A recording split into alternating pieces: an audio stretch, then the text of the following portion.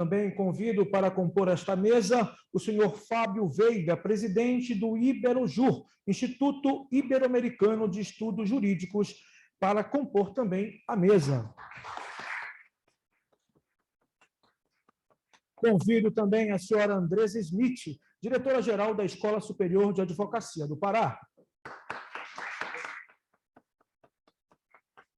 Peço que tome lugar à mesa também o senhor Iranildo Pereira, auditor de contas, representando o presidente do Tribunal de Contas do município do Pará. Convido ainda o senhor Hélio Rubens, promotor de justiça, representando o presidente da Associação do Ministério Público do Pará, a tomar posse do seu lugar à mesa.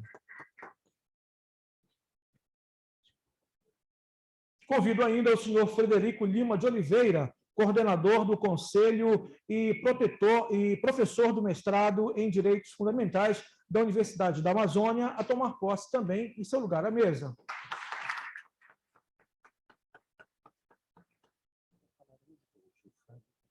Senhoras e senhores, pela ordem da precedência e, claro, pelo gesto de carinho, eu peço que a nossa querida professora doutora Ana Maria Vasconcelos, pró-reitora de pós-graduação da Universidade da Amazônia, use da palavra para fazer brevemente a abertura deste evento.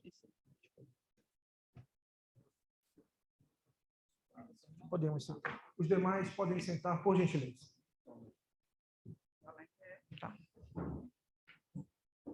Boa noite. Boa noite a todos, a todas.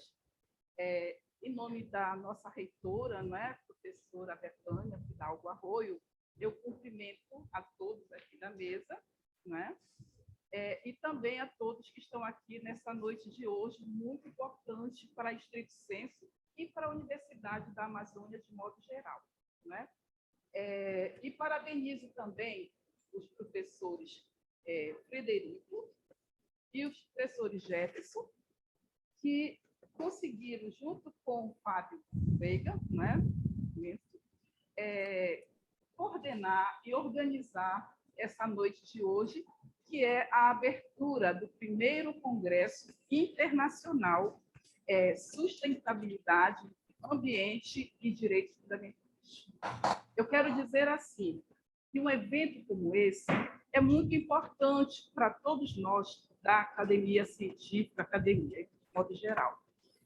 Nós, na Estrito Senso, nós temos dois eventos, que um é Confluências, que é do mestrado e doutorado em Comunicação, Linguagem e Cultura, e temos também o CODES, que é do mestrado e doutorado em Administração.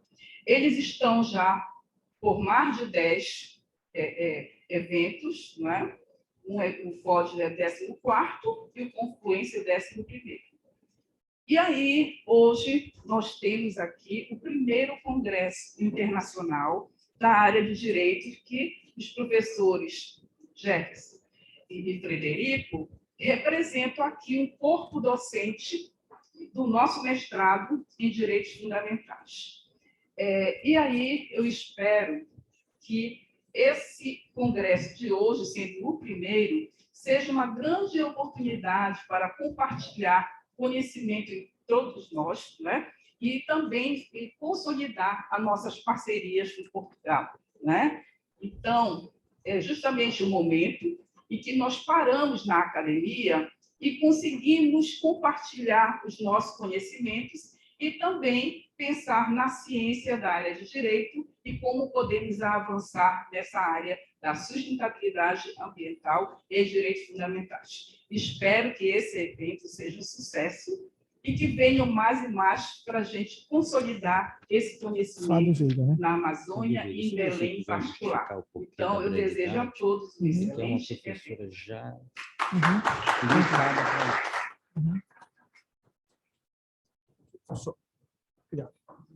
Dando continuidade ao evento, senhoras e senhores, já eu passo a palavra ao senhor Fábio Veiga, mas antes é importante lembrarmos que não há futuro sem sustentabilidade Não há justiça sem a garantia dos direitos fundamentais, não há aplicabilidade da lei se não houver amazônidas, o povo da floresta comprometido com essa aplicabilidade. Agora, senhores, então, vamos ouvir em breves palavras o senhor Fábio Veiga. Fábio? Primeiramente, quero cumprimentar para não ficar vazio. No esquerdo, pelas suas palavras de boas-vindas e de abertura desse evento, primeiro Congresso Internacional de Sustentabilidade, Ambiente e Direitos Humanos. Para mim, que sou pesquisador nato, né, internacional brasileiro, que está há 13 anos entre Portugal e Espanha, é uma alegria e uma honra vir a Belém, né, a nossa região amazônica, um lugar esplêndido que o mundo ama e tem um carinho muito especial. Estar aqui com vocês também é um grande privilégio. E cumprimentando a professora, a pró-reitora, a nossa grande pró-reitora, quero cumprimentar todos os meus colegas de mesa que estão aqui acompanhando, hoje representando várias instituições parceiras desse evento, e saudar calorosamente os meus colegas coordenadores, o professor Jefferson Bacelar e o professor Frederico Oliveira, que foram as pessoas, né, que apostaram nesse projeto. Né? Toda vez que nós fazemos um projeto, alguém tem que botar confiança. E a confiança vem com base nas boas relações, com base no acreditar que é possível. Há 8 meses atrás, quase 9 meses, em Buenos Aires, Argentina, o professor Jefferson foi passar por lá num projeto nosso e nos convidou a vir aqui. Aqui nós estamos. Então, é muito importante e eu agradeço. O nome do Iberojur, o Iberojur é uma instituição de matriz científica jurídica, que está sediada na cidade do Porto, em Portugal, e desde Portugal nós fazemos projetos acadêmicos com o maior interesse de cooperação internacional, científica, técnica, formação avançada, buscando trazer essa aproximação do mundo latino-americano, que inclui o Brasil como a principal referência, e os demais países da América Latina, com Espanha e Portugal. Essa é nosso principal objetivo e missão.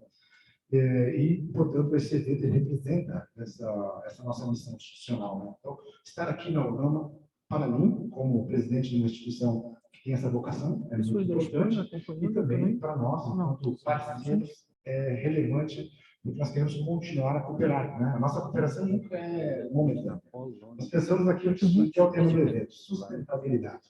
E a sustentabilidade vem a longo prazo. Até vou dar uma palestra hoje aqui, né, com coincidência, sou professor também, não sou pesquisador, e vamos falar sobre a sustentabilidade. E nós queremos isso, manter uma relação longa, duradoura, com a Universidade da Amazônia e com a região aqui da Amazônia, especificamente o estado do Pará, para que nós possamos fazer grandes projetos de cooperação internacional. E vou encerrar por aqui, porque senão me empolgo. Muito obrigado a todos. E parabéns a todos os presentes que estão na plateia, que estão em casa. Não estão com Obrigado. Frederico, tá bom. Professor Frederico, né?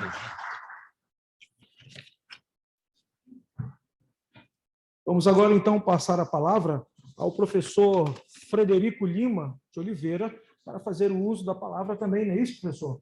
Nessa abertura. Professor Frederico. Acho que não chega. Não chega. Só um instante. Você consegue falar bem? Não. Alô? Pois não, fique à vontade. Só um.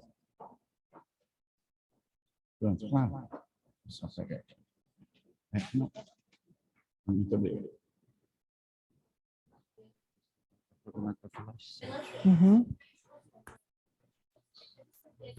Senhores, meus colegas, eu fico muito feliz de ter sido não só convidado, mas posto, né, à prova neste momento por Sua Excelência, meu também colega, e que os senhores já viram que foi o maior responsável por esta logística toda e a confiança já dita pelo professor Fábio em fazê-lo vir até Belém do Pará. É algo que ele já o faz pela Europa como um todo. Digo aos senhores que o Iberojur tem trabalhado, inclusive, em alguns rincões europeus, talvez mais distantes, como é o caso da Polônia. É bom citar isto para dizer que a extensão do Iberojur não é pequena e, mais ainda, tem já tido obsessões cumpridas, como realizar mestrado internacional que está em curso, doutorado internacional, que está em curso, e mais ainda, pós-doutorado em vias de uma edição regular à próxima, a se aproximar. Isso com grandes universidades. Falo de Salamanca, falo de Sete de Lisboa, falo da Nova de Lisboa, falo da Universidade Católica de Lisboa, essa com mais de 30 anos, né?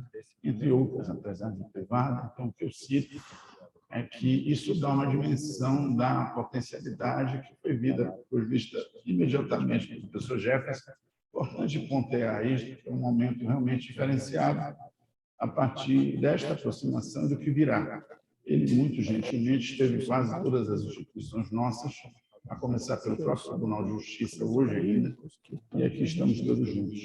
Quero agradecer também a essa designação do professor Jefferson, que, como ex-pró-reitor também, que está ao lado da nossa atual pró-reitora de extensão e de ensino, também comanda o nosso mestrado de Direitos Fundamentais, acabou gentilmente cedendo, eu preciso dizer isso, este local de exultação, né, do seu poder dentro da instituição, para mim, que humildemente estou aqui para dizer aos senhores que temos 2 dias, seremos objetivos, mas muito pragmáticos, com uma publicação em revista e também um livro com edição internacional, que vai fazer com que haja uma relação com todos os professores e mais a comunicação com os egressos, e também os que são da graduação e também poderão publicar em conjunto com os professores, para nós e para a CAPES e para a logística de quem, como nós,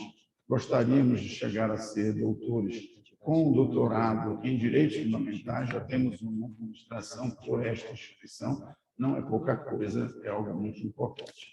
Dito isto, né, eu queria, já ajustado este movimento com o professor Jefferson anteriormente, pedir aos senhores, e sobretudo a partir de Sua Excelência, a pró-reitora, autoridade máxima dentro da instituição aqui, que me fizessem a gentileza, né, assim como os demais, de estarem apenas conosco, né, aqueles que seguirão, né, na prática, teremos pouco tempo para fazer, que serão os palestrantes, né, e, sobretudo, a partir daqui, aqueles que ficarão nesta condução, né. Eu devolveria a palavra, então, ao cerimonial, para pedir, então, fraternamente e gentilmente, aqueles que assim quiserem, para que os trabalhos continuem. Muito obrigado a todos. Espero que sejam muito proveitosos.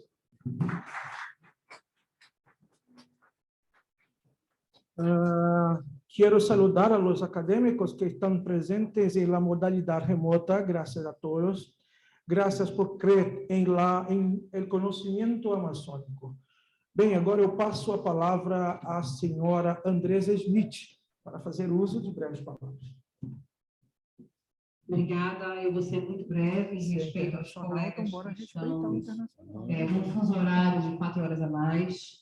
Eu gostaria de saudar a mesa na pessoa da pró-reitora, professora doutora Ana Maria Vasconcelos, e na pessoa do professor doutor Fábio Veiga, presidente do Berojô, e nessa noite, em nome do presidente da Ordem dos Advogados do Brasil, Seção Pará, doutor Eduardo Curiba, nesse momento aqui representando a nossa casa, gostaria de agradecer pelo convite, dizer que para nós é realmente muito importante a parceria para a realização deste evento. Como diretora-geral da Escola Superior da Advocacia, e aqui acompanhada pelo meu vice-diretor, doutor Vitor Russo, a nossa preocupação é sempre estarmos conjuntamente fazendo a qualificação profissional continuada. Neste sentido, sigo saudando os presentes, os colegas, as colegas e aqueles que estão virtualmente também, parabenizando pela importância do tema, né, a discussão sobre sustentabilidade, meio ambiente e direitos fundamentais é sempre muito cara para todos nós, mas eu não posso deixar de finalizar sem dizer que na Amazônia a gente precisa pensar sobre a Amazônia em que vivemos, nós que estamos na Amazônia, em diálogo e colaboração, mas sempre sabendo que somos nós, os amazônicos, que devemos pensar o que é desenvolvimento sustentável para nós, que vivemos na Amazônia. Muito obrigada. Neste momento, então, eu solicito que a mesa possa ser desfeita, permanecendo somente o professor Fábio Veiga. Neste momento, muito obrigado pela presença, uma salva de palmas a esta mesa que compõe nobre e notório conhecimento da nossa região, convidados demais. Portanto, permanece o professor Fábio Veiga, e eu gostaria de convidar o professor Jefferson Bacelar a ocupar o lugar na mesa, e lembrando que, por conta do fuso horário, estamos estendendo de maneira um pouco mais avançada, para que a gente possa, então, ter acesso à nossa palestra, respeitando essa diferença de fuso. Professor Jefferson, agora com a palavra.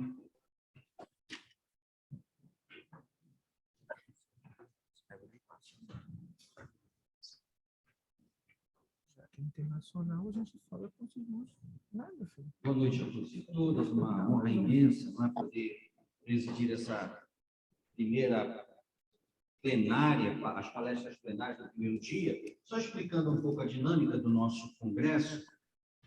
O congresso ele tem, na abertura e no encerramento, algumas falas de palestrantes internacionais, exatamente para marcar o caráter internacional desse evento, desse congresso, e amanhã, no período da tarde, 2 ambientes simultâneos, aqui e na nossa sala de atividades, uma sala de aula invertida de atividades especiais, bem próxima aqui do auditório, nós teremos também alguns grupos de trabalho presenciais. Depois desse período, nós, ao mesmo tempo, simultaneamente, teremos a participação também da apresentação de trabalhos online. São mais de 40 trabalhos que estarão sendo apresentados, portanto, na modalidade 100% presencial e também na modalidade online. Os senhores têm os links, não é, no nosso material, aqueles que se inscreveram têm os links para poder acompanhar de acordo com as temáticas que foram disponibilizadas e do interesse dos senhores e das senhoras. Então, hoje, nesse momento, nós teremos 3 palestras plenárias e como é a dinâmica estabelecida pelo Iberojur, são tempos curtos, 20, 25 minutos no máximo, o ideal é que sejam 20 minutos cada plenária, então, em 1 hora nós teremos 3 participações e amanhã nós teremos a participação do professor Jorge Bacelar, que é catedrático da Universidade de Lisboa e estará amanhã com um tema direcionado aos novos direitos fundamentais a partir dos seus estudos realizados ali na Universidade Nova Lisboa.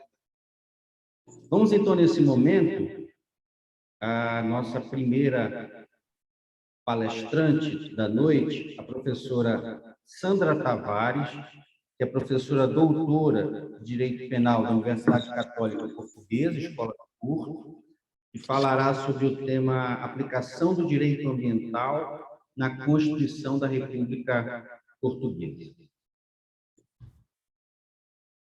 Professora Sandra, a senhora tem a palavra.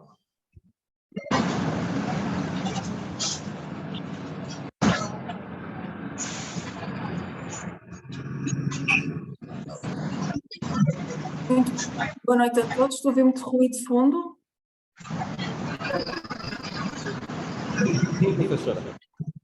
Eu estou a ouvir muito barulho de fundo.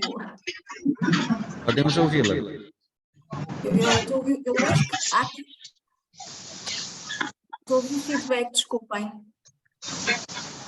Acho que é um presente chamado Douglas que deve estar com a câmara ligada e que está a fazer feedback.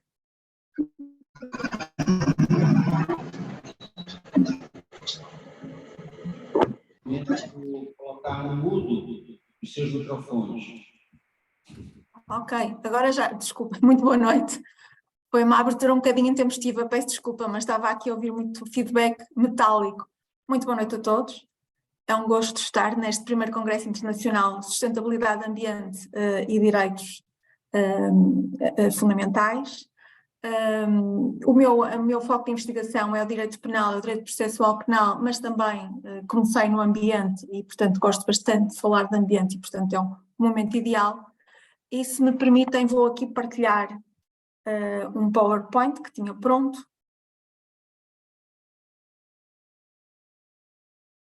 Creio que estou a partilhar neste momento.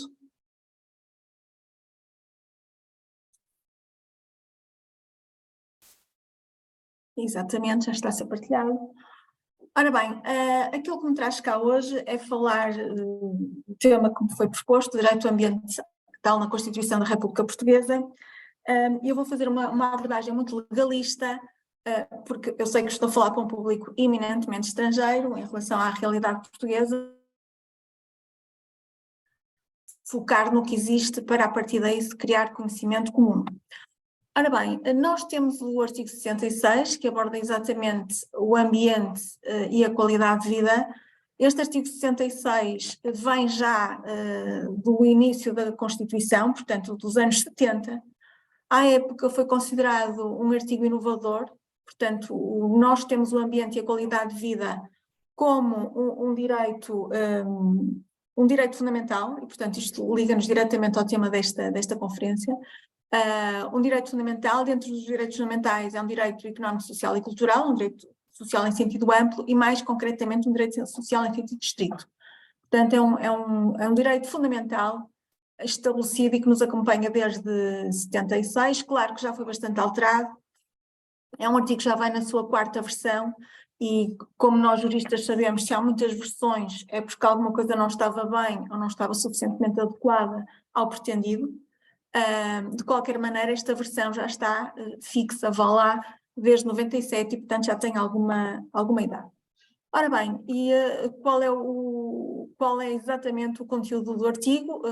Um conteúdo clássico para direito fundamental, todos têm direito, se bem que aqui nós temos o direito e o dever, portanto, todos nós temos um direito e um dever de defender o ambiente, configurado como um direito de vida humano sadio e ecologicamente equilibrado.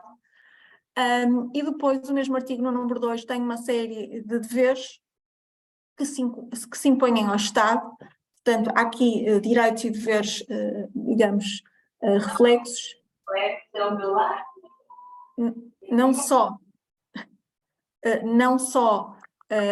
todos os cidadãos têm o dever de defender o ambiente, como o Estado em particular tem uma série de incumbências estas ligadas, e torno a dizer à época dos anos 90, 97, ligadas à poluição, à erosão, ao ordenamento do território, à conservação da natureza e aos valores de interesse histórico ou artístico.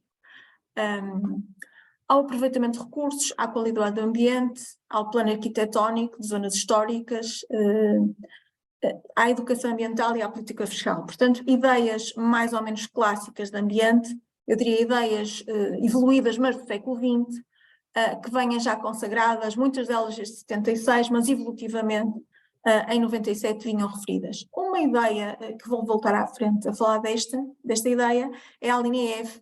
A linha F é sempre problemática porque é uma ideia que obriga a que o ambiente se interseccione noutras políticas públicas e que muitas vezes coloca o ambiente como valor primeiro. O que nem sempre é pacífico e gera polémicas, digamos, no confronto, designadamente, entre o ambiente e a economia. Ora bem, curiosamente, ainda a versão de 76 constata-se que a versão de 76 era mais pequena, mas isto é habitual, portanto as leis vão evoluindo, acrescentando novas preocupações, mas formalmente diminuiu, porque havia aqui o número 3 e o número 4 que foi retirado, claro que em rigor não deixaram de existir, mas formalmente deixaram de estar aqui no artigo 66, o que cria aparentemente um artigo mais enunciativo de direitos e deveres do que propriamente um artigo operativo. Ainda com base no nosso texto constitucional, há outras noções próximas que estão ainda no direito constitucional, portanto, se nós lemos a nossa lei constitucional, o direito é de facto direito ao ambiente e à qualidade de vida, mas a lei constitucional também fala das noções de natureza e de ecologia, por exemplo, e há uma série de outros princípios associados. E há uma série de outros princípios associados ao direito ao ambiente como direito social, designadamente logo nos princípios fundamentais, artigo 9º, uma série de tarefas fundamentais do Estado português, nomeadamente defender a natureza e o ambiente. Vai ser uma das notas dessa unidade. Provavelmente vai ser.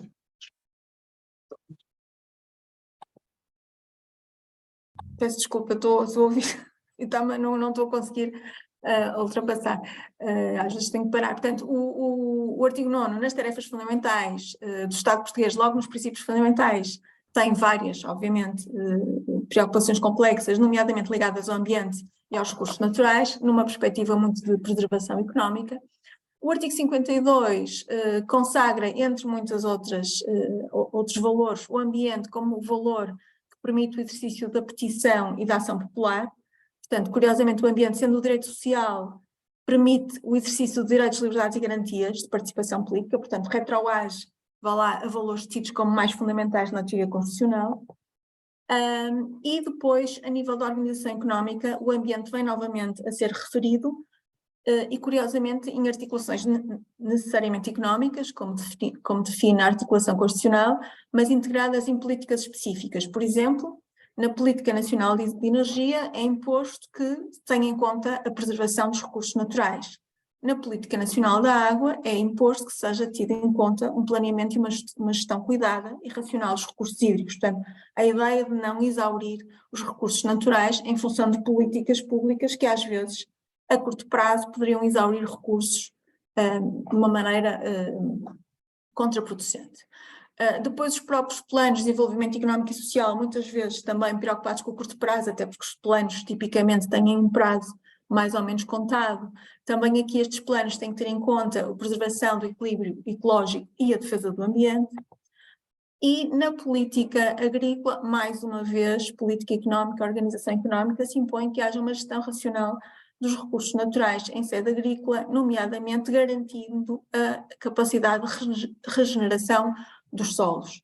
Portanto, toda uma série de preocupações em que se percebe o valor económico do ambiente e, se calhar também, porque ele tem um valor económico, por um lado está em risco face a políticas económicas que o podem exaurir e, portanto, a própria Constituição cria uma barreira e diz, ok, todas estas políticas são importantes, mas pré-ordenadas à manutenção das boas condições ambientais. Um aspecto mais técnico, mas não irrelevante, a matéria de ambiente, de natureza e de equilíbrio ecológico, assim como o ordenamento do território, são matérias de reserva relativa da Assembleia da República, portanto nós temos uma competência concorrente entre o Governo e a Assembleia da República em matérias genéricas, mas há matérias que são reservadas para a Assembleia da República e, portanto, nessas adivinha-se matérias supostamente mais importantes e algumas delas são exatamente as que se prendem com questões ambientais. Fazendo aqui um salto para a atualidade, está atualmente em curso, desde outubro de 2022, portanto está em curso um processo de revisão constitucional em Portugal, e é curioso ver, há 8 propostas de revisão constitucional, relativo aos 8 partidos que têm, 8 forças políticas que têm representação parlamentar.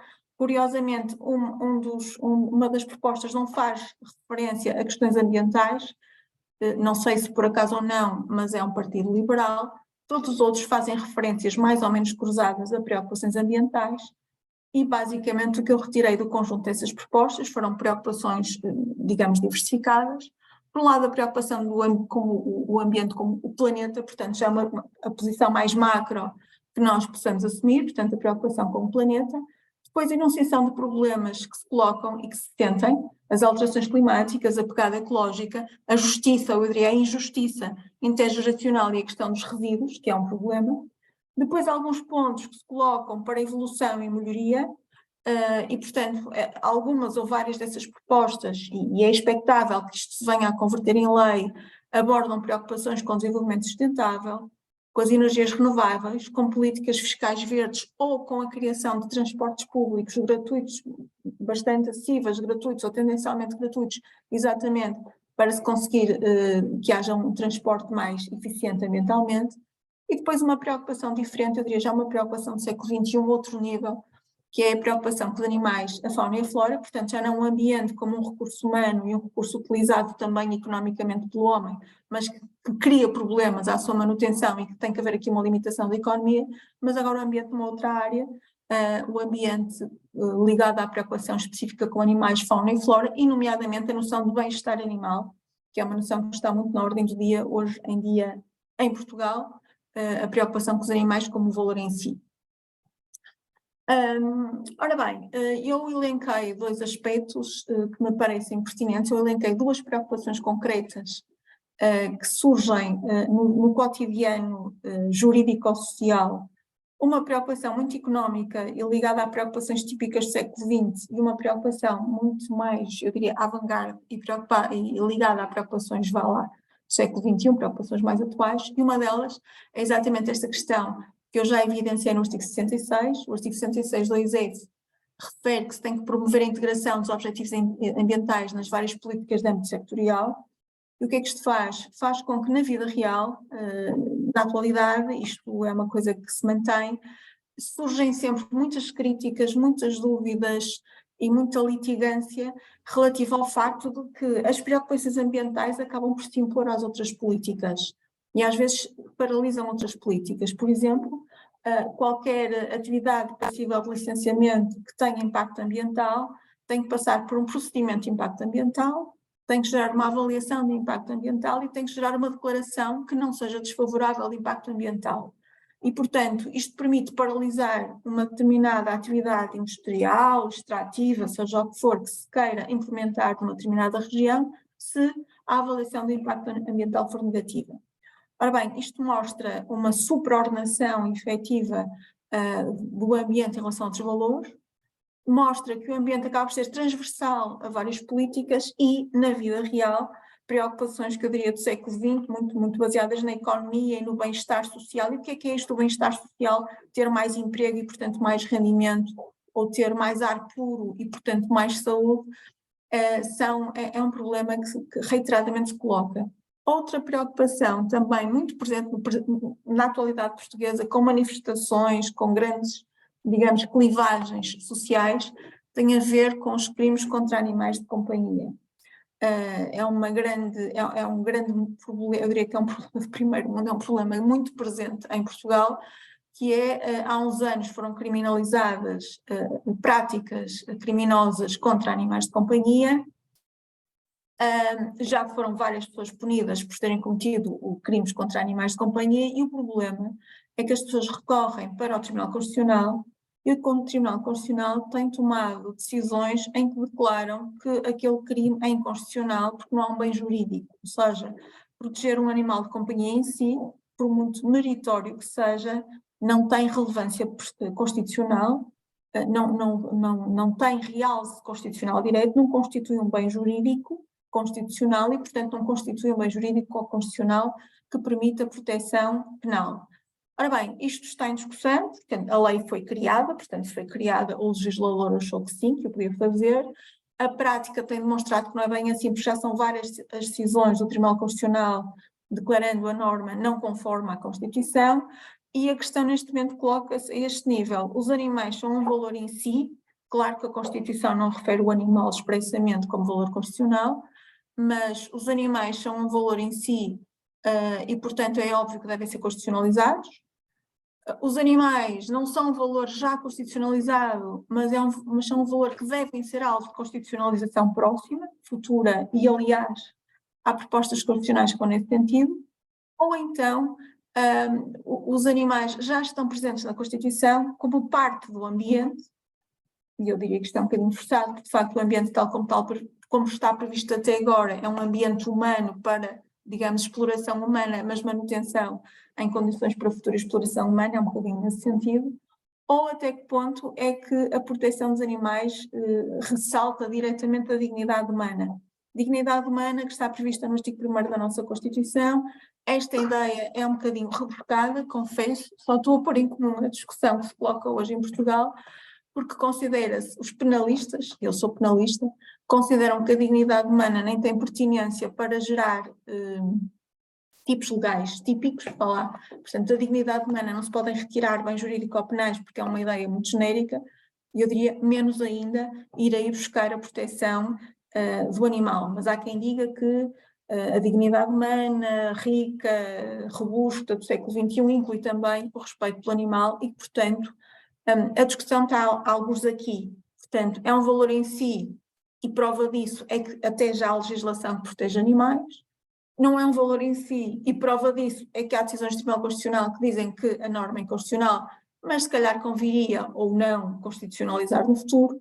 Ou é um valor não em si, mas que resulta necessariamente da proteção do ambiente ou do respeito integral pela dignidade humana e, portanto, é um valor passível de penalização, independentemente de não estar previsto nem estar pensado concretamente como objeto de proteção. Esta é a discussão que se coloca, é uma discussão que gera muita paixão, muita manifestação na rua acerca da proteção dos animais de companhia. Portanto, eu quis fazer aqui um paralelo entre preocupações típicas económicas, sociais do século XX, ou seja, pode-se ou não se pode colocar uma empresa porque vai criar emprego, mas vai poluir, e preocupações muito mais espirituais, muito mais de outro nível de satisfação, que é até que ponto é que o gosto pelo animal e a necessidade de não pôr em causa o animal vai ao ponto de ser um bem que possa ser ou deva ser constitucionalizado. E, portanto, eu sei que vocês estão com preocupações de tempo, já fui avisada, estamos fazendo um fecho, vá lá, estamos num Congresso Internacional de Sustentabilidade, Ambiente e Direitos Fundamentais. Começando pelo ambiente, não há dúvida que é um direito fundamental, é o em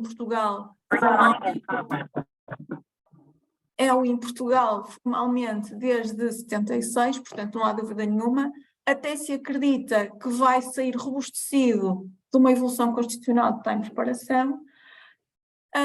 A sustentabilidade não é propriamente um termo que já apareça na Constituição, portanto não há o direito fundamental à sustentabilidade, há o direito fundamental do ambiente, não há da sustentabilidade, mas é quase inerente, e mais inerente será acreditando que o valor ambiental vai ser mais protegido ainda no futuro com a reforma constitucional que está, digamos, em projeto, que está em andamento.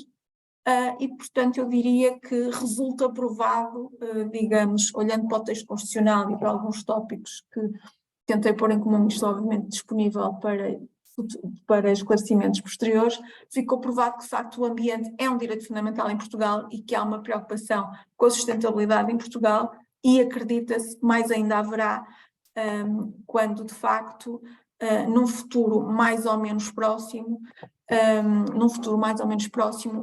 o direito constitucional seja mais concreto, explique-se melhor e concretize melhor o que é que se quer dizer com o ambiente, saindo deste paradigma muito económico e de proteção do ambiente contra a economia, contra o homem predador, para uma noção mais abrangente de não só, mas também solidariedade intergeracional, proteção da flora e da natureza como um valor, enfim, uma série de preocupações já mais de outro nível, de uma etapa superior, se quiserem, da proteção constitucional. Estes são os links que eu usei, obviamente aqui estamos online, ninguém nos vai apanhar, mas por dever de adequação aqui estão. E estão aqui os meus contactos, se alguém quiser ficar com eles e depois contactar-me, terei todo o gosto de prestar esclarecimentos adicionais que entendam por bem, e também estou aqui à vossa disposição, se houver esse tempo, se é que eu tenho dúvidas. Agradeço a atenção e estou obviamente disponível para qualquer questão que me queiram colocar. Muito obrigada pela atenção e desculpem, a entrada inicial foi um bocadinho confusa porque vi muito barulho e acabei por me esquecer. Uma palestra. O que é isso? Acabei por me esquecer de agradecer a quem me convidou, portanto, à Iberovjur, obviamente, à Universidade da Amazónia e, muito concretamente, a este programa de pós-graduação em Direitos Fundamentais, que é algo que sempre me apraz bastante. Direitos Fundamentais, nunca é demais falar deles e, portanto, desculpem-me, acabei por agradecer no fim aquilo que queria ter feito no início, mas de facto a entrada foi um bocadinho confusa, mas foi um gosto, foi um prazer, espero que haja oportunidades futuras de aprofundar esta colaboração. Muito obrigado, professora Sandra. Eu só pediria que alguém da nossa equipe pudesse fazer um registro fotográfico desse momento, que é muito importante para nós, mas também para a professora Sandra, a participação dela. Não há o que se desculpar, pelo contrário, nós, em nome da Universidade da Amazônia, agradecemos muito a sua colaboração e dizemos que, quem sabe, numa segunda oportunidade, numa segunda edição do nosso congresso, poderemos tê-la aqui pessoalmente e aprender. Nós temos vários alunos aqui trazidos de uma turma muito especial na área do direito penal e processual penal, então eu tenho certeza que, para além daqueles que se interessam pela temática ambiental, a sua fala também direcionada nesse viés que associou as questões ambientais, a sustentabilidade ao direito penal e processual penal, contemplou perfeitamente as expectativas daqueles que vieram participar conosco da abertura do nosso primeiro congresso. Então, Professora Sandra Tavares, muito obrigado pela sua participação. E, se quiser permanecer conosco, será uma grande alegria. Boa noite.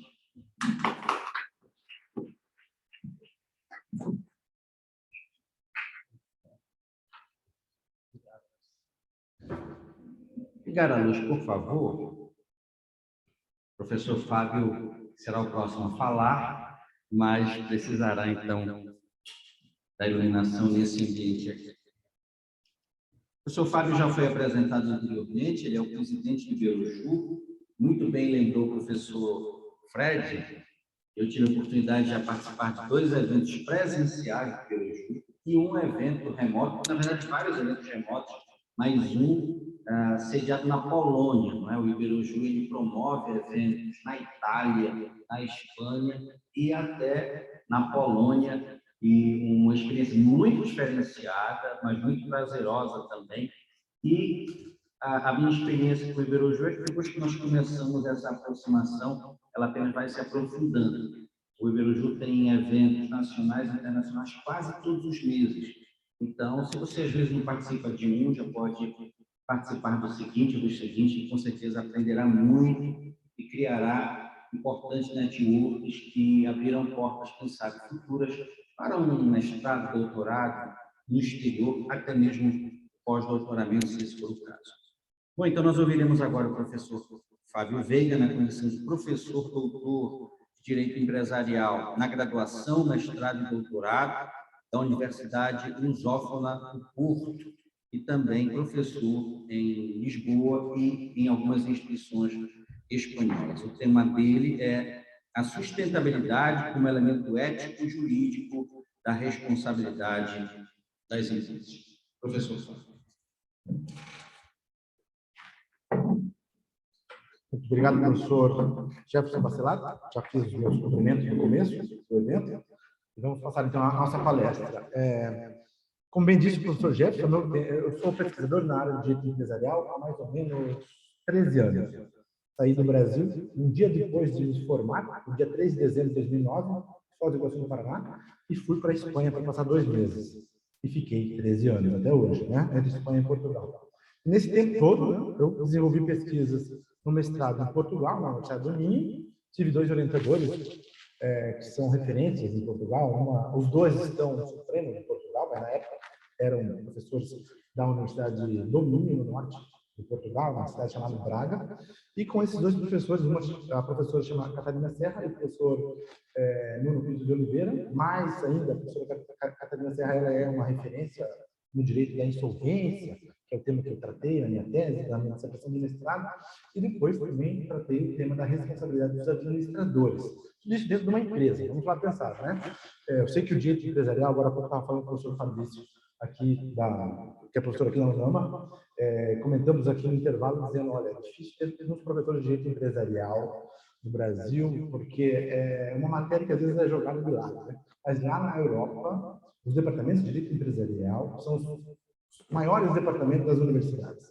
Por quê? Precisamos ter pessoas com qualificações dentro de órgãos técnicos, com qualificação profunda, né? Para que a economia também tenha um respaldo e a economia possa ser verificada em todos os seus posicionamentos. Mas, bom, voltando ao tema da minha tese, que tem a ver com o nosso congresso. Eu fiz a pesquisa na área do direito de sociedade, ou seja, direito societário, órgãos de administração, responsabilidade desses órgãos pelas decisões que fazem. E essas responsabilidades podem ser diretamente patrimoniais, ou seja, os sócios das empresas, que são vocês, né? Fossem sócios de uma empresa, e eu, professor Jefferson, que fossem os administradores, nós íamos tomar algumas decisões para gerir uma empresa, uma grande empresa, e essas decisões teriam que ir de acordo com alguns interesses. A minha primeira pergunta é, vocês são os proprietários, né? Vocês investiram o vosso dinheiro. Nós teríamos que tomar as nossas decisões de acordo com a vontade de vocês ou não? O que vocês acham? Quem acha que vocês, como proprietários, fazer um pequeno enquete aqui, eu vou parar com 20 minutos, não se preocupe. Nós deveríamos atender aos interesses de vocês como sócios do proprietário, em primeiro lugar, ou outros interesses? Essa é uma dúvida que os empresários têm. Eles investem, fazem investimentos nas empresas, são acionistas, e querem que os conselhos de administração das grandes empresas tomem decisões favoráveis a eles, ao que nós chamamos de interesse de sócios. Mas por trás de tudo isso, né, há doutrinas no direito de sociedades, a pesquisa, a investigação, que não é de hoje, mas já há pelo menos uns 50, 60 anos nos Estados Unidos, tem falado de algumas teorias que dizem, olha, calma lá, os administradores de empresa devem respeitar interesses, não apenas interesses dos sócios, mas de outros interessados. E quem são eles? Sociedade civil, clientes, credores, trabalhadores, etc. Assim por diante. E houve um embate da doutrina. Né? E o tema sustentabilidade entra aqui na nossa palestra. Por isso que eu escolhi a palavra a sustentabilidade como elemento ético, jurídico. Né? Nós somos do direito, gostamos muito da palavra jurídico, porque o jurídico é o que faz, da força, né, da legalidade, para que os atos sejam ou não respeitados. Se nós tivermos um ato jurídico que foi desrespeitado, é um ato ilícito. Mas se fosse um ato ético que não foi respeitado, é um ato ilícito. A ética, se nós não respeitarmos pela ética, é ilícito? Não é, né? Lá nas lições de direito, né, nas primeiras aulas, nós aprendemos que a ética está separada do direito. É assim que nós aprendemos. O problema, qual é o grande problema? O problema é que nós vivemos numa sociedade que nós estamos evoluindo muito, né? E essa sociedade que está evoluindo tem que se adaptar às mudanças. Nós não podemos ficar só pautado em normas clássicas, normas em que a convenção entre as partes é o que valia, e, portanto, se nós temos um contrato de administração, né, eu, professor Jefferson, administramos uma grande empresa, temos que agir só no interesse de vocês. Eu vou mostrar, infelizmente, não consigo mostrar no PowerPoint, porque tem um problema técnico no computador, mas eu vou falar pelo menos duas normas jurídicas, uma espanhola e uma portuguesa, que falam desse tal interesse social. Aí vocês vão perceber, será que a lei está dizendo do interesse dos administradores de empresas têm que respeitar o interesse de outros interessados ou só os sócios? Né? E, bom, e aí entra o tema. Então, a pergunta que eu faço sempre, as empresas, elas estão feitas, elas existem para criar valor econômico? Essa é a maior pergunta. De fato, as empresas existem para criar valor econômico. E esse valor econômico para desenvolver, né, a nossa sociedade, etc. Mas, por trás do valor econômico, apenas e exclusivamente, esse é o único fundamento, né, de uma empresa, é o valor econômico, o desenvolvimento. Eu falo a palavra valor econômico porque é uma palavra que usa muito lá, mas a palavra traduzida pode ser o desenvolvimento. Seria o desenvolvimento o fator principal, né, das empresas? E o que diz a lei? Então, vamos lá ver o que diz a lei. Vamos falar então da teoria. Essa teoria que eu falei para vocês, que há esse interesse por trás, né, que nós temos que obedecer, eu e o professor Jefferson, como administradores, esse interesse primário, dizia assim, é a primeira teoria que surgiu nos anos 70 e 80 nos Estados Unidos, que falava sobre uma concepção muito famosa no direito privado europeu, e daqui também, acho que tem muitas obras no Brasil que falam sobre isso, sobre a teoria contratualista. Quer dizer o quê? Que nós fizemos um contrato com vocês, são sócios, né, que representam uma sociedade, que é um ente jurídico autônomo, e que, porque nós fizemos um contrato com vocês, nós temos que seguir os interesses dos sócios. Essa é a doutrina basilar do direito privado, do direito empresarial de sociedades, direito de sociedades. Então, essa teoria foi a predominante durante muitos anos e, portanto, sempre a doutrina, quando olha a norma da lei, fala, não, vamos lá, o interesse da norma é para dizer que a administração está defendendo o interesse do sócio. Só que depois veio e surgiram algumas teorias, e uma delas se chama concepção institucionalista do interesse social. O que significa? Que não é só o interesse contratual, e sim um interesse institucional, que a empresa ela é vista como um organismo que atende interesses para além das pessoas que estão dentro dela, mas para o exterior. Então, essa teoria ela ganhou muita força, né, nos Estados Unidos, e muitas decisões, quando nós, eu e o projeto como administrador, vou dar esse exemplo sempre, fica mais fácil, tomarmos alguma decisão na nossa empresa, em que nós pensarmos, olha só, quem sabe se nós observarmos questões ambientais aqui de um lado, se nós observarmos ajuda para uma fundação que trata, como disse a professora Sandra Tavares, né, de direitos de animais, vamos ajudar essa associação com o dinheiro, né, com o capital dessa empresa, esse tipo de relação de decisão que nós tomamos, ela não atinge objetivamente o lucro. Porque se eu, na minha estratégia de gestão, atendo outros interesses, que não são os interesses exclusivos de vocês, sócios, aí vocês vão perguntar, Fábio, você acabou de cometer um ato ilícito. Porque o principal motivo de uma sociedade empresarial é o lucro. Né? Vocês vão dizer isso. A lei tem disso. A lei diz que é o lucro. Só que nós estamos numa evolução. E essa teoria dizia, não, quando os administradores tomam decisões que visam, por exemplo, né, questões de preservação do meio ambiente, cuidado com os direitos humanos, os direitos dos trabalhadores que estão em outros lugares do mundo, que há relação de comercial, né, com aquela empresa. Quando nós fazemos uma doação para uma entidade filantrópica, etc., essa nossa doação, nosso ato de decisão, nossa tomada de decisão, beneficiou um outro interessado, que não a empresa diretamente, não, a empresa não, ela beneficia a empresa, a sociedade, mas não diretamente os sócios, poderia acontecer de vocês sócios ficarem não gostosos, né, não gostarem dessa nossa decisão e entrarem com uma ação de responsabilidade contra nós. E dizer, olha, aqueles nossos administradores que têm um contrato conosco tomaram decisões que não atenderam ao nosso interesse. Então, por isso que a teoria institucionalista e alguns tribunais do mundo têm adotado essa teoria, inclusive a Espanha, desde 2015, em que ela dizia, olha, alguns atos do órgão de administração podem ser atuados no interesse de outros interessados, né? Que não só os sócios. Então, isso existe.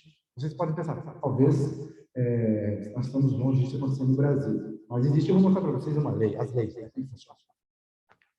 Já passei aqui 7 ou 8 minutos, né, tem mais 10 minutos. Essa teoria, portanto, ela tem como pano de fundo, eu vou colocar aqui 2 artigos importantes, não dá para colocar na tela, mas eu vou traduzir em espanhol para o português, que é o artigo número 227 da Lei de Sociedades de Capital, a lei que trata das sociedades empresárias, né, na Espanha, e fala bem assim. Eu vou ler em espanhol para não ter erro, tradução, depois eu traduzo. Los administradores deberán desempeñar el cargo con lealdad, né, lealtad de um fiel representante, ou seja, em fiel representante, ou seja, os administradores deverão desempenhar o seu cargo com lealdade de um fiel representante, representando quem? Alguém, né? Fiel. Lealdade é um fundamento jurídico, né? O dever de lealdade é um fundamento jurídico. O fundamento jurídico está por trás do princípio da boa-fé. Operando, diz aqui, obrando de buena-fé, que tem a ver com a lealdade, e no melhor interesse da sociedade, ou no melhor interesse agora sim, está na tela, ou no melhor interesse da empresa. Agora a lei pode falar sociedade, pode falar empresa. Bom, essa norma jurídica, que está lá no código da lei de sociedades capital da Espanha, vigente, é uma norma jurídica. Portanto, se você olhar, diz assim, senhor órgão de gestão, vocês têm que atuar com lealdade aos representantes, essa é a teoria capitalista, aos representantes, a vocês, sócios, no melhor interesse da sociedade, ou seja, nosso órgão jurídico, sociedade, que tem uma personalidade jurídica. Mas vamos passar para o próximo, vocês vão ver em Portugal como é diferente. Então, a lei espanhola de 2010, a lei espanhola de 2006, a lei portuguesa vai ter 2004. Não tem aqui de memória qual é o ano, mas é nessa época, com algumas reformas. O artigo 64 do Código das Sociedades de Portugal também trata do mesmíssimo assunto, mas coloca outras coisas diferentes. Olha o que diz lá. Agora eu não vou precisar fazer a tradução, né? Diz assim, os gerentes ou administradores de uma sociedade, da sociedade, devem observar, usa o primeiro termo, deveres de lealdade. Ou seja, nós temos que ter lealdade com alguém. Né? Se nós somos aqui, estamos na função desse cargo, nós temos que, e é um cargo de representação, né? Temos um cargo de representação, nós temos que ter lealdade com quem? Ele vem aqui com quem? É no interesse da sociedade, ou seja, a sociedade é um ente autônomo, não são sócios diretamente, atendendo aos interesses, agora vem, de longo prazo dos sócios, aí longo prazo tem que ver com sustentabilidade. E ponderando outros interesses, né, os interesses dos outros sujeitos relevantes para a sustentabilidade da sociedade. Essa sustentabilidade da sociedade tem muito a ver com a sustentabilidade econômica da sociedade. Mas nos dias de hoje, só antes de eu terminar aqui, só para vocês lembrarem que nos dias de hoje o consumidor compra produto e depois ele pensa se esse produto faz ou não faz mal para o meio ambiente, se a empresa ela atuou ou não a favor dos direitos humanos, etc. Nós sabemos muitas empresas que fazem, ou se ela atuou ou não em conformidade com as regras legais. Então, o consumidor hoje, ele compra pensando se amanhã ele vai repetir essa compra. Isso, o termo de sustentabilidade está dentro desse fator empresarial. Tais como seus trabalhadores, aqui vem os exemplos, trabalhadores, clientes, credores. Então, o artigo 64, número 1 do Código de Sociedades Comerciais em Portugal tem uma diferença bastante grande com o artigo 227 da Lei de Sociedades da Espanha, né? Lei de Sociedades Capital da Espanha, porque a Lei de Sociedades Capital da Espanha é muito contratualista. Isso, olha, senhores, lealdade ao consórcio. E o artigo 64 do lado de Portugal fala um pouco de institucionalismo, não é 100% institucionalista, porque também fala atendendo os interesses, né, a longo prazo do sócio. Muito bem, então com isso, também não quero estender muito, mas isso é só um raciocínio, nós vamos entender que há novos matizes, né, ou seja, novas maneiras de pensar aquele elemento que eu disse no começo da palestra, que é o chamado interesse social. Quando eu digo interesse social, é o interesse da sociedade, né? Interesse da sociedade, dessa empresa, da sociedade. E, especialmente, tem uma relevância com os critérios da sustentabilidade e esse interesse de longo prazo das sociedades. E eu vou dizer esse interesse de longo prazo, qual que é a importância. Se vocês observarem no mercado de capitais, dos mercados em geral, quando as pessoas compram ações de algumas empresas, elas têm a tendência de comprar a curto prazo. Eu compro hoje, vendo amanhã, 5 meses depois, 3 meses, compro em outra. E esse acionista que compra e vende, compra e vende, compra e vende, vocês acham que ele tem um compromisso com aquela sociedade empresarial? Não, né? Ele está de passagem.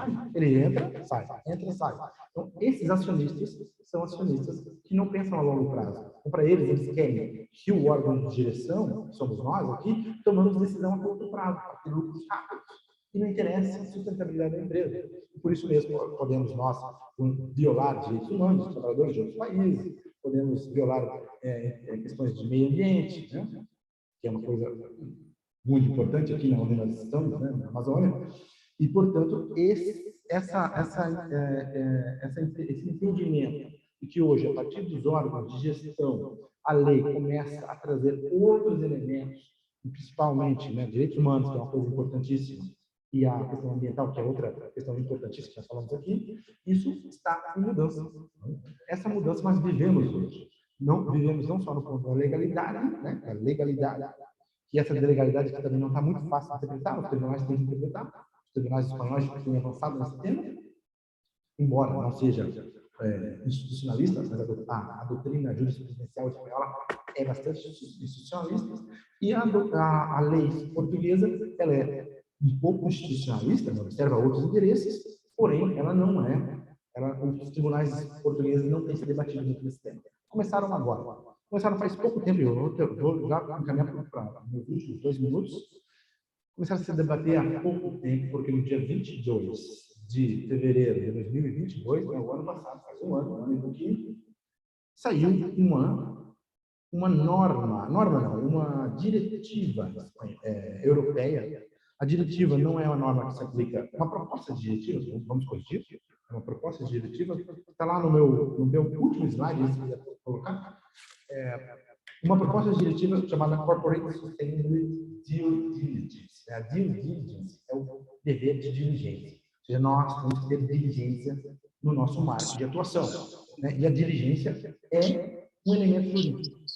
Você ser diligente, vocês que estudam direito penal, né?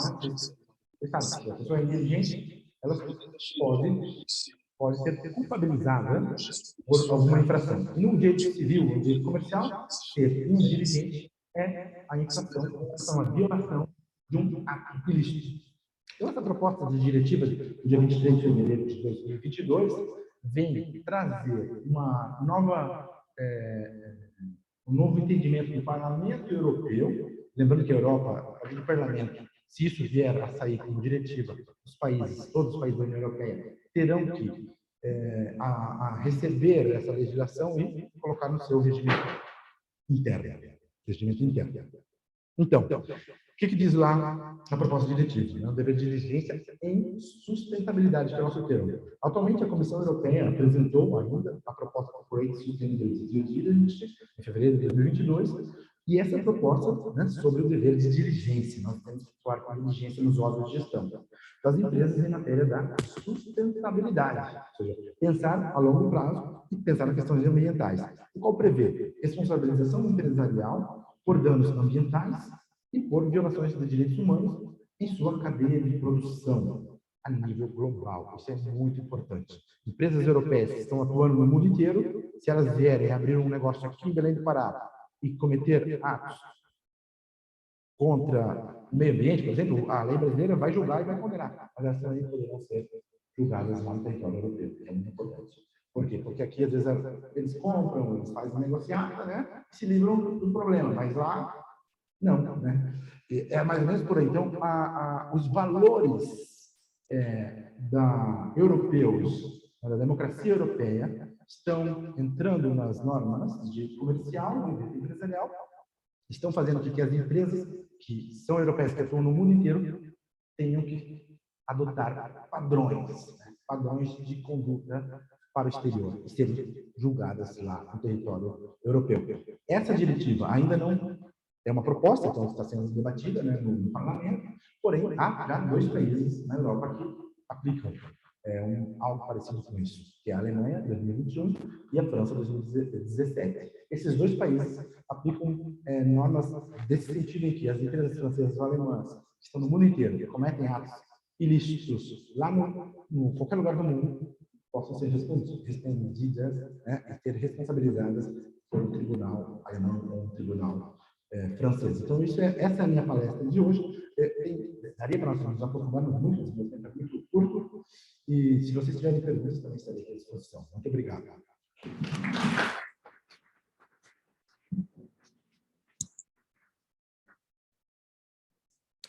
Muito obrigado, professor Fábio. Professor Fábio, vocês veem, é o dono do evento, né? Mas ele cria a regra e cumpre a regra, né? Que é muito bom. Queríamos fazer referência aqui, além dos nossos alunos, da graduação, das especializações e dos mestrados, especialmente, é claro, o mestrado de Direitos Fundamentais, muito bem representado, fazendo uma referência especial ao professor Rafael Fecuri, que, tendo aula hoje do nosso mestrado, trouxe os nossos alunos, não é, para participarem aqui dessa abertura. Fica o nosso convite para amanhã, lembrando que amanhã é uma única palestra do professor Jorge Bacelar, remotamente, não é? A partir das 17h40. Então, você pode assistir presencialmente aqui nesse ambiente, onde você estiver, já que a transmissão será remota. Na programação do Beruju, todos os links já estão disponibilizados. Mas também queríamos agradecer a presença dos demais professores dos outros programas. A fala da nossa pró-reitora, professora Ana Maria Vasconcelos, contemplou todos os nossos programas, e hoje a UNAMA tem 5 programas estrito sensu. Nosso mestrado em Direitos Fundamentais, mestrado e doutorado em Administração, mestrado e doutorado em Comunicação, Linguagem e Cultura, mestrado e doutorado em Desenvolvimento e Meio Ambiente, e o mestrado profissional em Gestão de Conhecimento para o Desenvolvimento Socioambiental.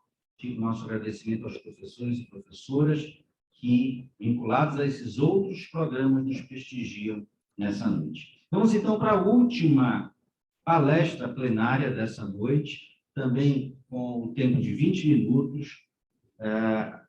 Pedimos que possa agora acessar o professor Cássius Guimarães Chay, que é professor doutor da Universidade Federal do Maranhão, graduação, programa de pós-graduação em Direito e Instituições do Sistema de Justiça, tem doutorado em Direito pela Universidade Federal de Minas Gerais e pela Cardozo School of Law, dos Estados Unidos. É um professor que tem também vinculações com várias universidades do mundo, inclusive algumas do Oriente, da China, e tem realmente uma capacidade de trazer algumas temáticas bem diferenciadas. O tema que tratará é Digital Twin e Gestão Pública de Riscos e Desastres Professor Chay, uma alegria recebê-lo novamente. O professor Chay já esteve em alguns congressos da UNAM, inclusive presenciais, e agora nos alegra com a sua participação remota. Professor Chay, o senhor tem a palavra por 20 minutos.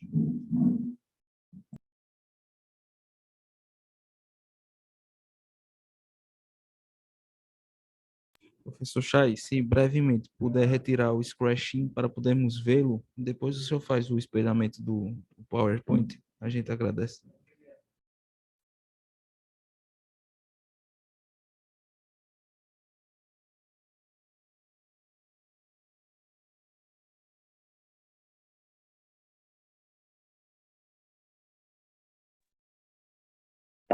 Boa noite, senhoras e senhores. O áudio aqui, o microfone estava bloqueado para mim. Bom, antes de mais nada, eu quero agradecer o gentil convite. Eu pergunto se os colegas me ouvem, o professor Bacelar, Jefferson Bacelar, consegue me ouvir? Perfeitamente, professor Chay. Maravilha. Então, dirigindo-me ao meu amigo, ao querido amigo Jefferson Bacelar, professor doutor, eu agradeço ao lado também do grande artífice desse momento, em companhia do professor doutor Frederico Oliveira, o professor Fábio, que acabou de fazer a sua preleção e que chamou muito a nossa atenção pela riqueza de informações. Chay, se Pois não. puder brevemente tirar o screen share para a gente poder ver o seu vídeo, a gente agradece só nesse momento inicial. Eu não tirei?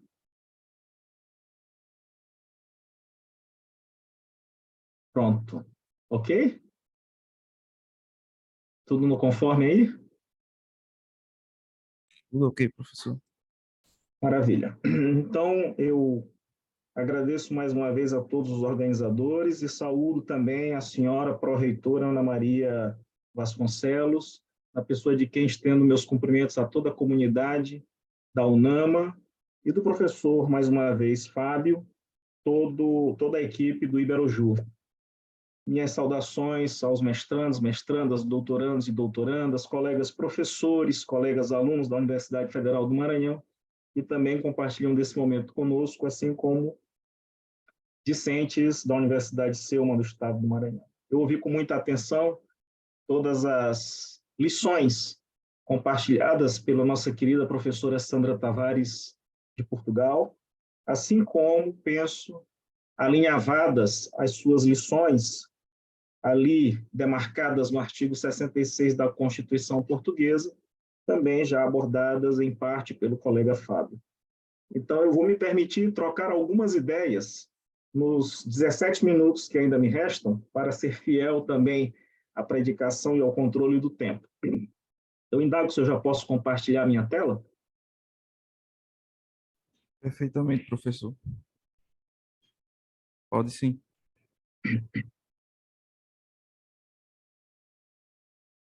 Bom, então a ideia que eu gostaria de compartilhar com todas e todos nessa noite é sobre a gestão pública de riscos e discutir alguns pontos que são não apenas transversais às preciosas reflexões do professor Fábio a despeito da responsabilidade empresarial e a sua transversalidade com o princípio da sustentabilidade.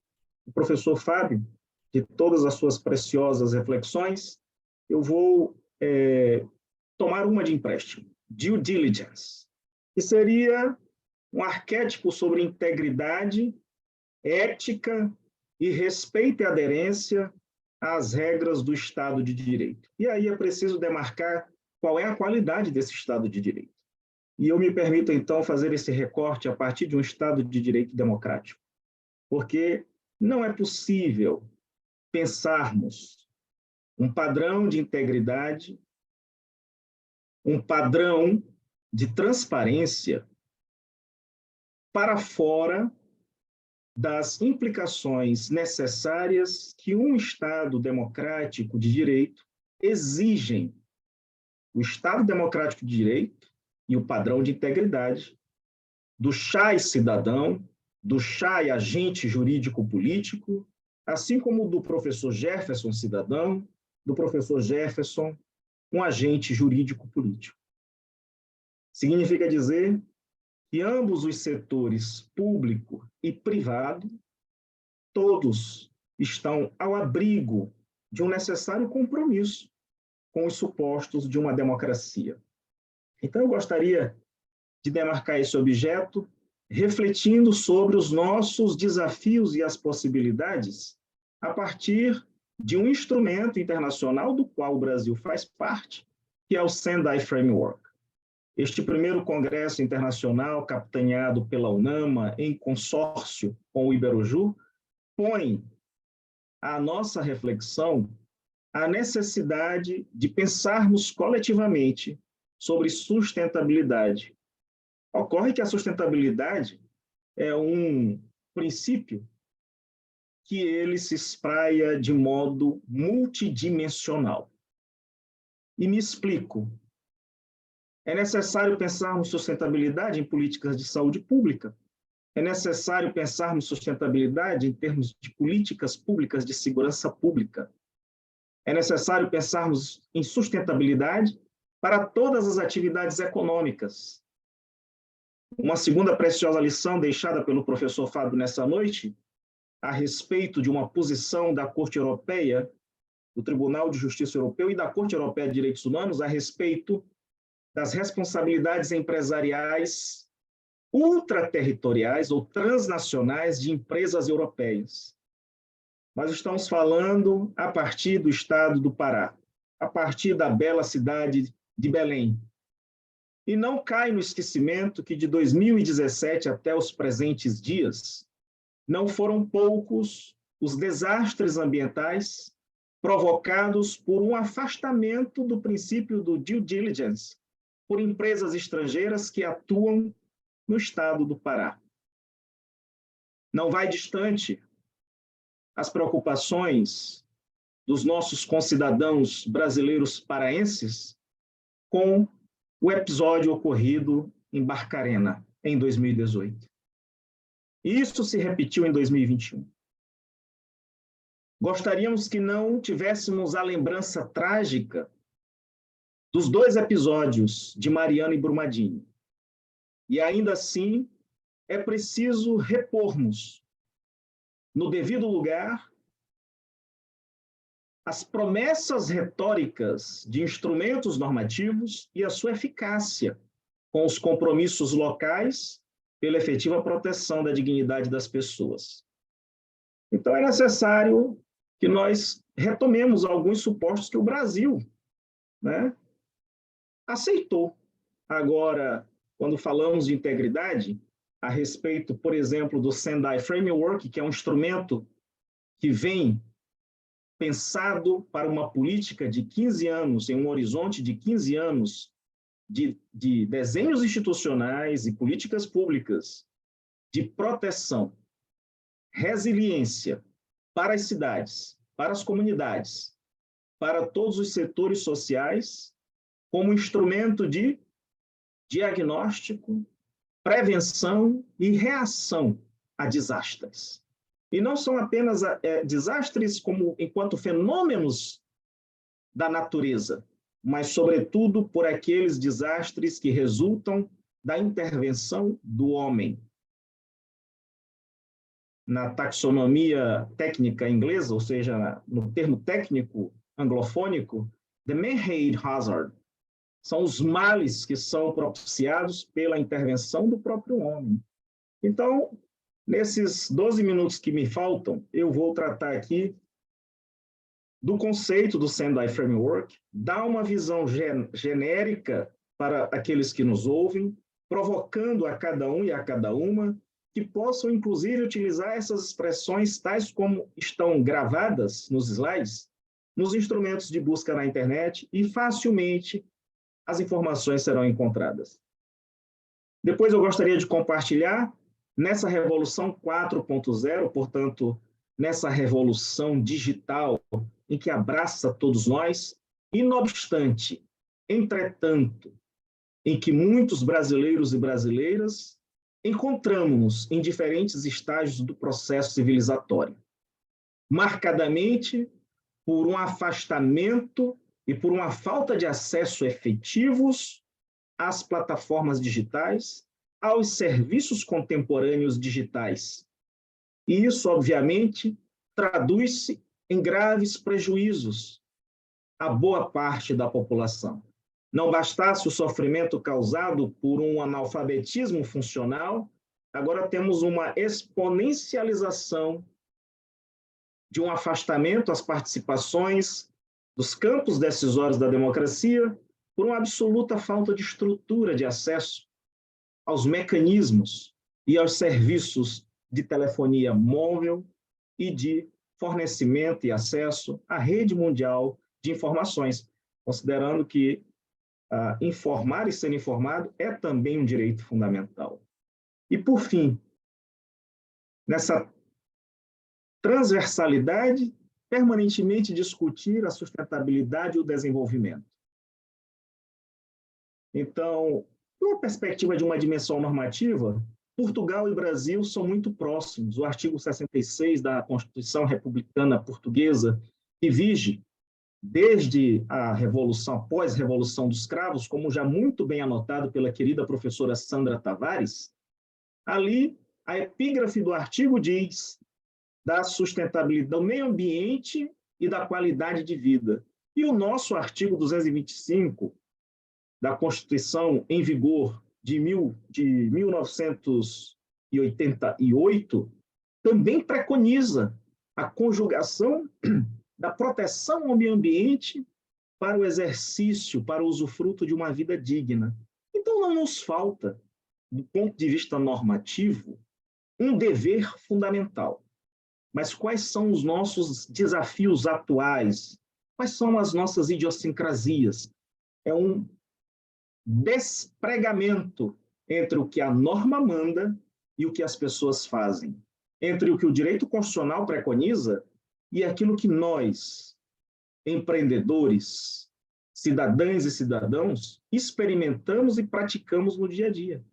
Ora, antes mesmo de anunciar a Constituição brasileira no artigo 225 sobre o meio ambiente e o que isto seria, por 6 ocasiões, a partir do artigo 5º, o Constituinte brasileiro demarca a expressão meio ambiente. E a propósito desses desastres que ocorrem e que ocorreram no estado do Pará e que ocorrem em territórios brasileiros, cuja atividade extrativista mineral é muito acentuada, é a conjugação de um compromisso, de uma responsabilidade empresarial com a exploração racional do solo. E aqui nós temos um outro problema. Racional sobre quais perspectivas? Da perspectiva utilitarista e mais módica para a adoção de um planejamento de riscos e um procedimento que capacite a população e seu entorno, no entorno do empreendimento, a resistir, por exemplo, a desastres? E aí é preciso lembrar que a Constituição, ela diz que na intervenção econômica o Estado tem o dever, o Estado brasileiro, assim como o Estado português, assim como todos os Estados que subscrevem a Declaração Universal dos Direitos do Homem e os demais instrumentos no recorte de proteção do objeto do meio ambiente, todos esses países têm o compromisso formal do respeito ao meio ambiente. Nosso problema grave aqui é esse distanciamento entre o que a norma manda e o que as pessoas fazem. E isso compromete a realização do alcance de uma vida digna. Até hoje, muitos cidadãos e muitas cidadãs, nascidas e nascidos, e apagadas de Brumadinho, não se encontraram com esta senhora vida digna. E por que razão? É falta de norma jurídica ou é falta de compromisso? É falta de norma fundamental ou é um sentimento de anomia, um disfuncionamento entre o que a norma anuncia e as expectativas das pessoas alimentadas desde então com desilusões? Ora, os direitos fundamentais, é preciso relembrarmos que são 17 os Objetivos do Desenvolvimento Sustentável. E quando falamos do Sendai Framework, professor Fábio, infelizmente, o último relatório brasileiro que disponibiliza dados sobre uma política nacional uniforme de prevenção a desastres, dentre esses desastres, estes que são sazonais no Brasil, desastres climáticos como inundações, seca acentuada, desde 2017 que o governo brasileiro não disponibiliza dados. Porque até os dados que foram coletados e informados no instrumento do Prevention Web, e quem nos ouve pode acessar esses dados que estão abertos na rede mundial de informações, o relatório brasileiro, infelizmente, ele é omisso e em muitos tópicos o gestor brasileiro se limitou simplesmente a dizer que não faz uma coleta de dados no recorte de gênero, por exemplo, nos fenômenos de desastres ambientais e nem naqueles em que houve a consequência pela intervenção do homem. E é importante conjugar esse instrumento do Sendai Framework dentro de uma revolução 4.0, como esta ferramenta do gêmeo digital, o Digital Twin. Porque a gestão pública dos riscos exige de todos nós um planejamento. Exige, professor Jefferson Bacelar, desenhos institucionais para que as tomadas de decisões elas sejam, antes de tudo, transparentes, éticas, porque aqui sim, a ética é o fundamento de todo o desenho institucional de transparência e comunicação dos fluxos de informações.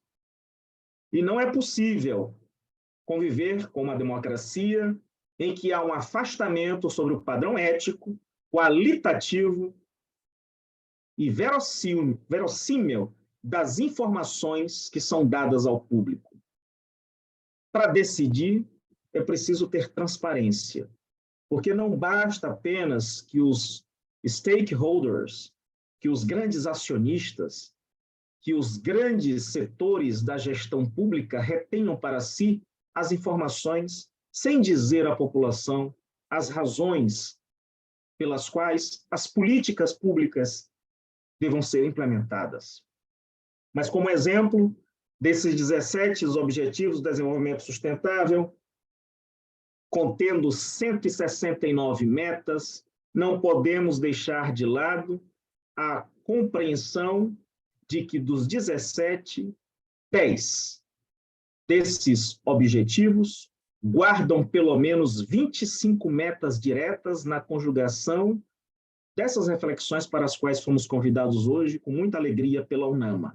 A sustentabilidade, o meio ambiente, a intervenção empresarial e as responsabilidades das gestões públicas pela governança dos riscos sociais vinculados aos desastres ambientais, às prevenções contra os desastres ambientais e o que fazer no dia seguinte da ocorrência de desastres ambientais.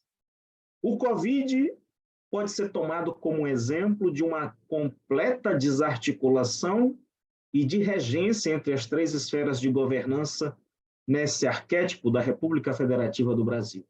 E certamente nos deixa lamentáveis lições, que não podemos esquecê-las, mas precisamos adotar cada uma delas como ponto de reflexão e de inflexão para que não caiamos novamente nesses erros de desinformações, de um afastamento da ciência e de uma absoluta ausência de dados que possam embasar decisões posteriores.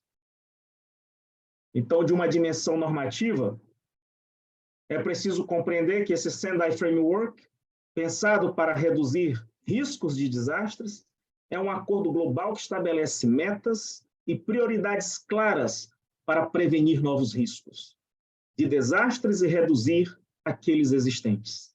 Adotado na terceira Conferência Mundial das Nações Unidas sobre redução do risco e desastres em Sendai, no Japão. Mas volto à observação necessária. O Brasil, infelizmente, não tem permitido, pela ausência quase que absoluta de coleta de dados, que nós, cidadãos e cidadãs, compreendamos os riscos dos desastres ao nosso entorno, fortaleçamos a governança em relação aos riscos desses desastres e mais, a capacidade de investimento para reduzir esses riscos, para fortalecer a resiliência, também se encontra de modo assombroso, desarticulada. Então, é preciso que nós enfrentemos esses desafios. Como é possível melhorar a preparação de todos nós para esses eventos? Aqui ficariam talvez 2 sugestões. Fortalecer a preparação e a capacidade de suas respostas. O que nós, brasileiros paraenses, aprendemos, as pessoas que vivem no entorno de todos esses episódios que ocorreram em rios, em mananciais, em Belém ou no Pará? O que essa população ela veio a ser instrumentalizada para que, ocorrendo, infelizmente, um novo episódio, elas pudessem reagir melhor e com maior efetividade, sobretudo a proteção de suas dignidades. Investir em capacidades é a ordem do dia. E o gêmeo digital, ele nos permitiria, nessa Revolução 4.0, colegas, já encaminhando para o final das minhas observações, das minhas reflexões, pelas quais agradeço a generosidade da audiência, é que essa ferramenta ela permite um estágio de simulação, como uma representação virtual desses ecossistemas, abrangendo ciclos de vida, e é necessário que os dados estejam atualizados. E aqui é uma grande dificuldade, porque no padrão ético, professor Fábio, infelizmente, há uma subtração sobre um grau de transparência necessário e de uma informação atualizada, com a qual os gestores públicos possam trabalhar e a partir da qual as pessoas possam se posicionar na sociedade. Então, a Revolução 4.0, ela abrevia muito a técnica, otimiza, aliás, a técnica, porque é a redução de esforços para a obtenção de maiores ganhos. E, não obstante, sem dados atualizados em tempo real, toda simulação vira um simulacro. E o aprendizado de máquina e o seu raciocínio pela inteligência artificial tornam-se maiores preocupações do que soluções, porque decisões a partir de dados inconsistentes só pode resultar em decisões frágeis. E, por fim, para finalizar, já tratei desses aspectos, vou me permitir ao último slide para falar das nossas dificuldades e, a partir delas, pensarmos soluções em conjunto. A falta de dados e informações precisas. Padecemos de recursos financeiros? Talvez. Mas, certamente, o que nos falha muito, por exemplo, como é possível ter um investimento direto estrangeiro e solicitar nesse investimento direto estrangeiro contrapartidas em benefício à localidade? E isto pode ser utilizado como fonte de financiamento para a implementação de políticas públicas de proteção ambiental. Falta de capacidade técnica, a implementação do Sendai Framework Digital Twin requer conhecimento técnico especializado em áreas como gestão de risco de desastres, modelagem e simulação. E aí fica o convite para os cursos de pós-graduação, porque o curso de Direito já não pode se permitir ficar apenas com uma ciência descritiva e de revisão bibliográfica. É importante que as pesquisas jurídicas, diante do espaço na estrutura das ciências sociais aplicadas em que ocupa, também as pesquisas do direito, elas possam dialogar muito mais próxima com as engenharias, muito mais próximas com os setores sensíveis da indústria, fortalecendo uma atuação na tríplice hélice: indústria, setores de educação e desenvolvimento.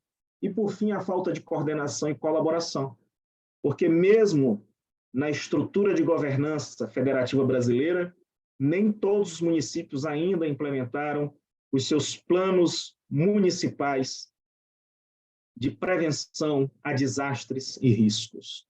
Então, com essas reflexões, eu gostaria de dizer, mais uma vez, meu muito obrigado ao meu estimado amigo Jefferson Bacelar, Frederico Oliveira, e ao querido presidente do Iberoju, professor doutor Fábio, que aqui nos acompanha nessa mesa.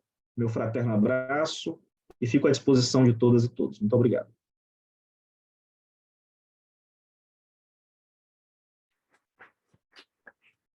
Muito obrigado, professor Chay. Nós aproveitamos para, em nome dele, agradecer também ao professor Fábio Veiga, à professora Sandra Tavares. Muito generosamente, todos eles estiveram aqui compartilhando conosco um pouco do seu conhecimento nesse tempo realmente exíguo, mas cumprido, e volto a dizer, é uma dinâmica nova que os congressos, os seminários, mundo afora, estão adotando, e nós precisamos também nos preparar e nos ajustar para isso, falar um pouquinho menos e deixando a oportunidade para que, a partir de pesquisas de aprofundamento, a partir de perguntas encaminhadas, aquele assunto de interesse possa ser, por nós, então, desenvolvido. Com autorização já do nosso presidente, Fábio Veiga, nós estamos dando por encerrada essa palestra plenária, convidando-os, tanto aqueles que estão aqui, como os que nos acompanham também pela internet, no Brasil, em várias regiões, e também na Europa, em especial, Espanha, Portugal, agradecendo a professora Sandra Tavares, né, que já há 19 minutos ultrapassou a meia-noite lá em Portugal, nessa questão do fuso, agradecendo muito a sua generosidade. Nós queremos convidá-los para amanhã, a partir das 14 horas, estaremos iniciando o primeiro bloco aqui e na sala de atividades especiais da UNAM, aqui ao lado, nós estaremos iniciando o primeiro bloco de grupos de trabalho. Não teremos o intervalo do Coffee Break, já teremos, a partir das 16 horas, um outro ciclo, 2 novos blocos aqui também e no outro espaço, porque às 17h40 nós seremos presenteados com uma conferência magna de encerramento do nosso congresso, a ser proferida pelo professor Jorge Bacelar, que, como já dissemos, é um catedrático de universidades portuguesas e atualmente está na Faculdade de Direito da Universidade Nova Lisboa, e é uma grande autoridade na área do direito público e nos falará a respeito dos novos direitos fundamentais. Absolutamente essencial assistirmos essa palestra, nós que fazemos parte de um mestrado em direitos fundamentais, caminhando, não é, para o nosso credenciamento como doutoramento. Professor Fábio, a palavra final é sua. Professor Jefferson, simplesmente agradecer, né, a presença de todos. Tivemos 340 inscrições, né, isso é muito bom. Ficamos muito felizes, um dos melhores eventos de público após a pandemia, porque depois da pandemia mudou muito. E nada, esperar vocês aqui amanhã, se vocês puderem vir, eu recomendo ativamente, tanto os mestrandos quanto as pessoas da graduação, porque as conferências temáticas que nós vamos ter a partir das 2 da tarde são de 10 minutos, mais curta ainda. Então, temos painéis de 2 horas com conferências de 10 minutos cada uma. E são temas variados, talvez instigantes para vocês que queiram fazer pesquisa, ou já estão fazendo pesquisa, né? Pode queira aprofundar o doutorado e outros estudos. Por nada, muito obrigado. Quem se inscreveu no jantar já está convidado, e quem não se inscreveu, venha falar comigo. Nós já temos 25 vagas. Um grande abraço e até amanhã.